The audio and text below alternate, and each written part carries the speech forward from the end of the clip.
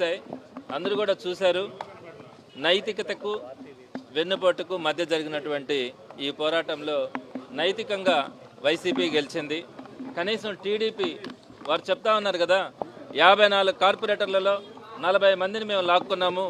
YCP B Pharm మీద గెలిచినటువంటి కార్పొరేటర్లని 40 మందిని మేము లాక్కున్నాము. ఏంటి వైసీపీ గెలిచేది ఇంకానని టీడీపీ వాళ్ళు నిన్న మొన్న మాట్లాడుతూ ఉన్నారు.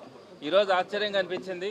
10 గంటలకి బీఫామ్ ఇవ్వాలా, 10 గంటలకి కేవలం వైఎస్ఆర్సీపీ పార్టీ నుంచి మాత్రమే కరిముల్లా క్యాండిడేట్ని మేము సమర్థిస్తూ వైఎస్ఆర్సీపీ తరఫున మేము బీఫామ్ ఇస్తే కనీసం టీడీపీ వాళ్ళు బీఫామ్ కూడా ఇచ్చే పరిస్థితులు కనపడలా.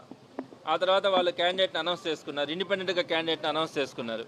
ఇండిపెండెంట్గా క్యాండిడేట్ని అనౌన్స్ చేసుకొని వైసీపీ బీఫామ్ తరఫున గెలిచినటువంటి కార్పొరేటర్లు అందరూ కూడా మద్దతు ఇప్పించుకోవడం జరిగింది.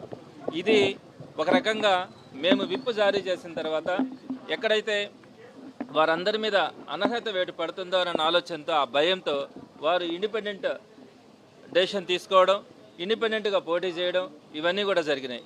అయినప్పటికీ కూడా మేము వైసీపీ తరఫున వాళ్ళు గెలుచున్నారు, వైసీపీ బీఫామ్ తరఫున వారు కార్పొరేటర్గా గెలిచినారు కాబట్టి మేము చెప్పినట్లుగా వైసీపీ క్యాండిడేట్కి ఓటేయలేదు కాబట్టి ఇది కూడా వారు అనర్హత నుంచి తప్పించుకోలేరు. వారు అనుకుంటా ఉంటారేమో, మేము టీడీపీకి వెళ్ళలేదు కదా, మేము ఇండిపెండెంట్కి వేసాము కాబట్టి అనర్హత మాకు పనికిరాదని అనుకుంటారు. కానీ మేము విప్పులో ఏదైతే చెప్పామో వైసీపీకి ఓటు వేయాలనని అది ధిక్కరించినట్టే సమానం కాబట్టి విప్పుని ధిక్కరించినట్టే వాళ్ళు ఈరోజు కూడా ఇండిపెండెంట్కి వేసుకున్నా కూడా.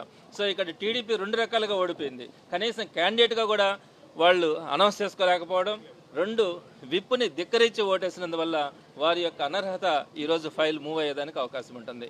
టీడీపీ